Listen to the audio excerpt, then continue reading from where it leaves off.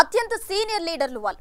ఒకే జిల్లాకు చెందిన ఆ ఇద్దరు కీలక నేతలకు మంత్రి పదవులతో పాటు జిల్లా ఇన్ఛార్జ్ పదవులు కూడా దక్కాయి.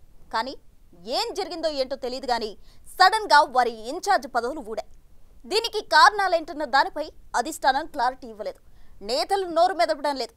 ఇంతకీ వారి తొలగింపు వెనుకున్న రీజన్స్ ఏంటి? ఎవరా ఇద్దరు సీనియర్ నేతలు? తెలంగాణలో కాంగ్రెస్ ప్రభుత్వం అధికారంలోకి వచ్చిన తర్వాత పాలనా విధానంలో చాలా మార్పులు తీసుకొచ్చింది. అందులో ఒకటి జిల్లాలకు ఇన్ఛార్జ్ మంత్రులు నియమించడం. మొత్తం 10 ఉమ్మడి జిల్లాలకు 10 మంది మంత్రులకు ఇన్ఛార్జ్ మంత్రిగా బాధ్యతలను సీఎం రేవంత్ రెడ్డి అప్పగించారు. లేటెస్ట్ గా 3 మంత్రులు కేబినెట్ లోకి రావడంతో పాత వారిలో 3 మంత్రులకు ఇన్ఛార్జ్ బాధ్యతల నుంచి పక్కన పెట్టారు. ఉత్తమ్ కుమార్ రెడ్డి, కోమటిరెడ్డి వెంకటరెడ్డి, కొండా సురేఖను ఏ జిల్లాకు ఇన్ఛార్జిగా నియమించలేదు. ఇదే ఇప్పుడు అనేక అనుమానాలకు, రాజకీయాల్లో సరికొత్త చర్చకు తెరలేపింది. ఈ ఏడాదిన్నర కాలంగా ఇన్ఛార్జ్ మంత్రి ఆధ్వర్యంలో ఆయా జిల్లాలు కార్యక్రమాలు చేపట్టారు. నియోజకవర్గ డెవలప్మెంట్ ఫండ్స్ కింద ఇన్ఛార్జ్ మంత్రి కనుసన్నల్లోనే రిలీజ్ చేస్తున్నారు. ఇలా ప్రతి కీలకమైన పనికి ఇన్ఛార్జ్ మంత్రి ఆమోదం ఉంటూ ఉండడంతో ఆ పోస్టుకు ఫుల్ ప్రయారిటీ పెరిగిందని చెప్పాలి. అందుకు 3 మంత్రులకు ఏ జిల్లా బాధ్యతలు ఇవ్వకుండా ఎందుకు పక్కన పెట్టారనేది పొలిటికల్ సర్కిల్స్ లో సీరియస్ గా డిస్కషన్ మొదలయ్యాయి. తెలంగాణ రాష్ట్రం కోసం మంత్రి పదవి త్యాగం చేసి మళ్లీ కాంగ్రెస్ అధికారంలోకి వచ్చాకే మంత్రిగా బాధ్యతలు చేపడతానన్నారు కోమటిరెడ్డి వెంకటరెడ్డి. అదే మాట నిజమైంది కూడా. ఇక పీసీసీ అధ్యక్షుడిగా కాంగ్రెస్ పార్టీని ముందుకు నడిపించారు ఉత్తమ్ కుమార్ రెడ్డి.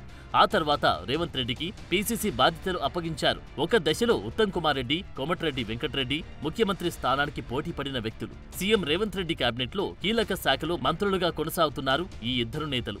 కరీంనగర్ ఇన్ఛార్జ్ మంత్రిగా ఉత్తమ్, ఖమ్మం జిల్లా ఇన్ఛార్జిగా కోమటిరెడ్డి కొనసాగుతూ వచ్చారు. మొదటి నుంచి కాంగ్రెస్ పార్టీకి వీర విధేయులుగా ఉన్న వీరిని ఇన్ఛార్జి మంత్రులుగా నియమించడం అదనపు గౌరవం లాంటిది. కానీ ఒక్కసారిగా ఇద్దరు ఇన్ఛార్జీలను తొలగించడం అందరినీ ఆశ్చర్యపరిచింది. ఇన్ఛార్జ్ మంత్రులుగా పనిచేయడం ఈ ఇద్దరు నేతలకు కొత్తేమీ కాదు.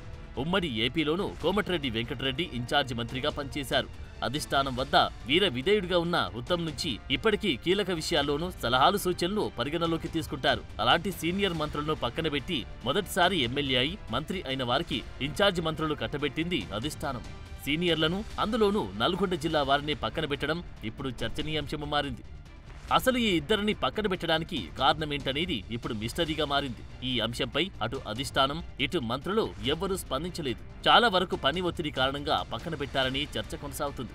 కానీ అందులో వాస్తవం లేదని తెలుస్తోంది. నిజంగా పని ఒత్తిడి కారణమైతే ఇప్పటి వరకు మంత్రులు ఎప్పుడూ బయట చెప్పేవారు. కానీ ఎందుకు తొలగించారో వారికి కూడా తెలియని పరిస్థితి అని టాక్ వినిపిస్తోంది.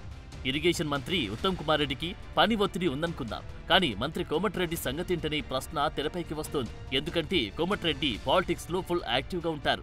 ఉన్న జిల్లాతో పాటు అదనంగా మరో జిల్లాకు ఇన్ఛార్జి మంత్రిగా కేటాయించిన బాధ్యతలు నిర్వహిస్తానని చెప్పారు. అలాంటి నేతకు పని ఒత్తిడి అనే కారణం చెప్పి పక్కన పెట్టే సీన్ అయితే కనిపించడం లేదు. మంత్రి ఉత్తమ్ కూడా పని ఒత్తిడి కారణంగా తొలగిస్తే ఈ పాటికి ఎప్పుడో ప్రకటన చేసేవారు.